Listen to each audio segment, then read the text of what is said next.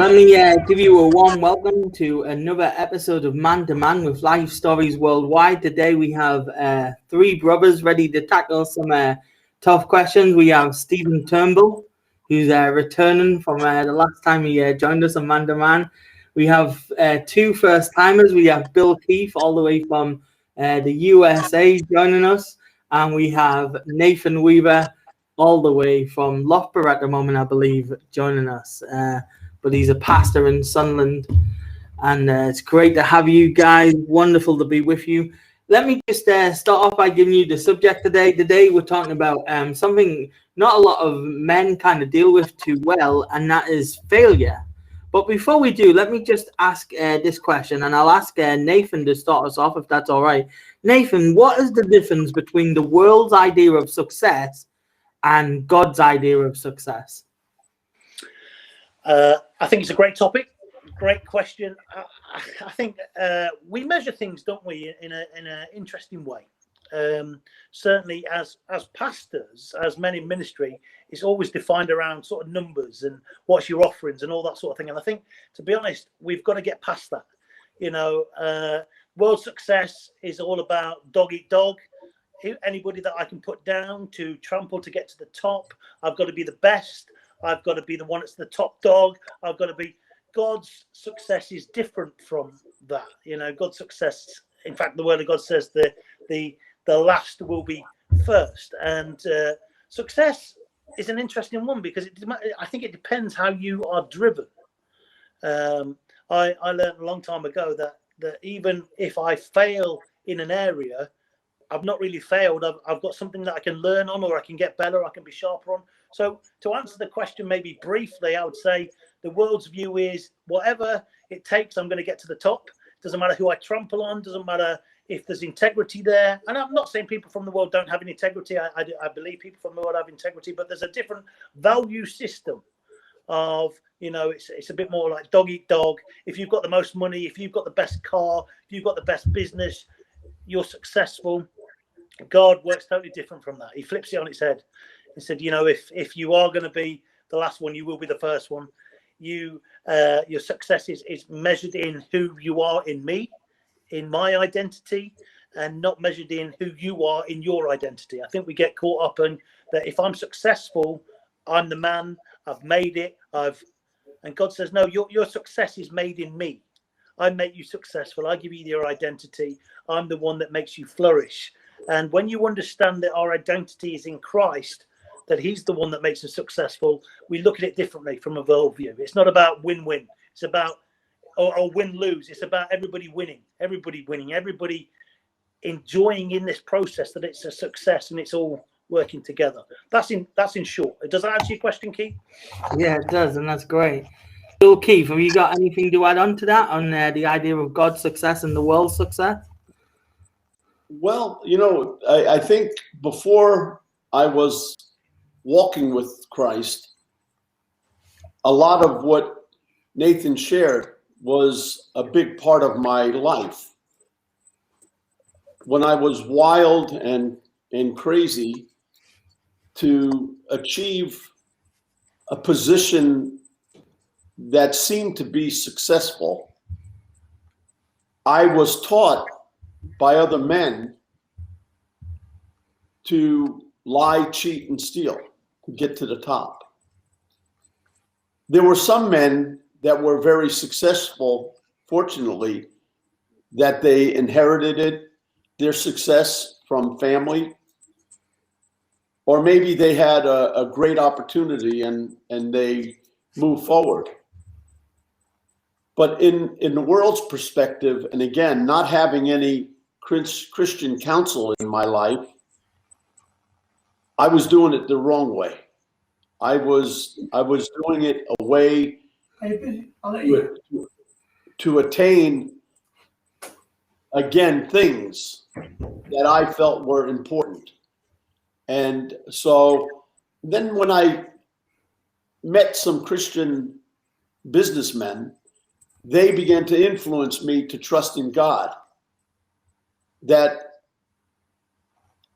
as a man of not many things, but having a relationship with a God who owned the world, who created the world, and to develop a relationship with him that I could be a joint heir in his success and in the beautiful things that he has. So it was a total paradigm shift in my mindset. So I think Nathan really covered it very well, but that's how it played out in my life as a young man.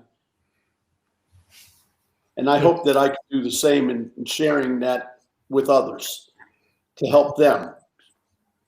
It's incredible. It's really good. Stephen, let me come to you with my second question then. Can you share a time where you had to deal with failure, and how well did you kind of take the failure? Yeah. I can tell you about a time that I started a property business, and it was very successful. Within 2 years, I took that property business to a £3 million turnover, and I won national industry awards. In fact, in 2008, out of the 10,000 houses that were built in Scotland, one of the houses that I built was officially awarded Scotland's House of the Year.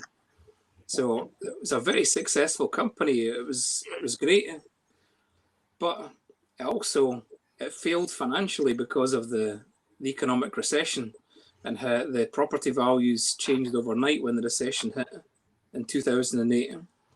So it's interesting. You define failure. It's an important question. So we're talking about one company here that, from one perspective, was a tremendous success.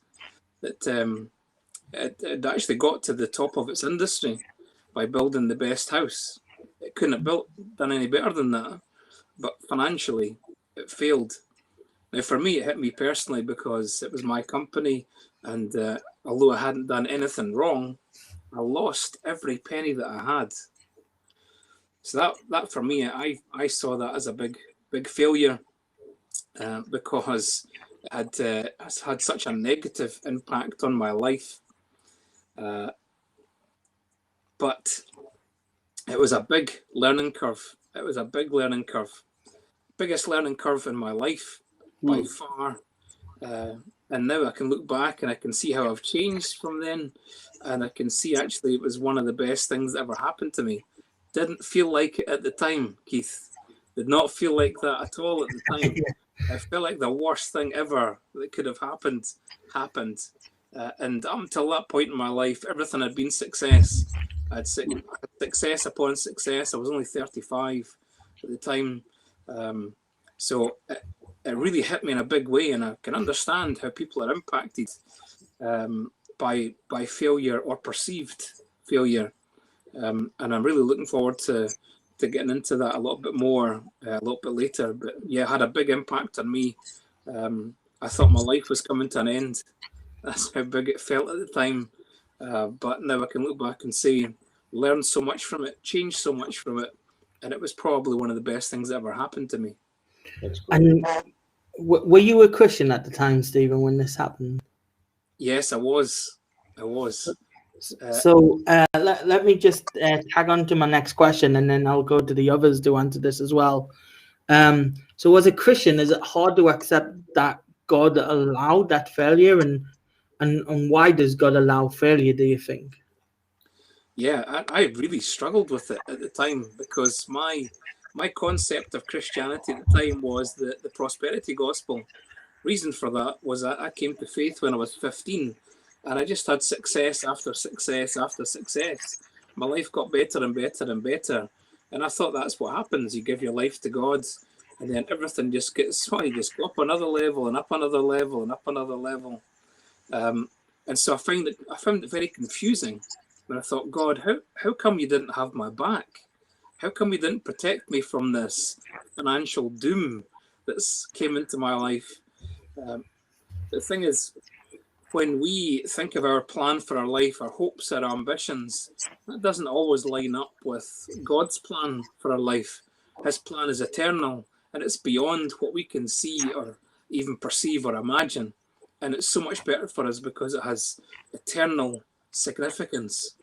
And so I have learned since then, and this was part of the learning process for me through this big failure when I was completely emptied by losing every penny that I had and questioning everything in my life. I realised from that, well, the Christian walk is all about the one guarantee that we have, which is an intimate relationship with the King of Kings, with the creator of the universe. And there is nothing better than that. Yeah. Take away all the reward, all the finances, all the success. And if all you've got left is Jesus, well, when I was in a position when that's what it felt like. I had nothing but Jesus. And that was a great place to start from. That's right. Really, really changed me from that. And I've learned to trust him more and to follow his leading more rather than me running ahead and saying, God, please bless me in what I'm doing because I'm doing it for you. I've learned to wait and get his leading and his prompting. It makes me think, Keith, about the story of Joseph. Yeah, it's hard to accept that God allows us to fail, but the story of Joseph, maybe his hopes and dreams way back at the start of his story was maybe he wanted to start a clothing line, a clothing business, snazzy, fancy garments for people in Israel and Egypt. That was his plan. But my goodness, he was sold into slavery. He failed to win the love of his brothers and was sold into slavery. And then he failed to keep out of trouble, and he was unjustly put in prison for 13 years. And people would look at that and say, Joseph, your life is a failure. It's an absolute failure. Sold into slavery and now forgotten in prison for over a decade. But that's not the end of the story. And that's what we have to look at in our lives when we think, I've failed, I am failing, I am a failure. Nobody's a failure. And we need to realize that it's not the end of the story. And God took Joseph from that forgotten position and put him into the second most powerful position in the world, which is Prime Minister of Egypt. And that was outstanding success because that was God's plan. We could look at his life at various points and say, that Joseph guy is a failure. He has failed. Yeah. And we can conclude that at some points in our own life. But as long as I've got God, it's not the end of the story. That's right. Nathan, as a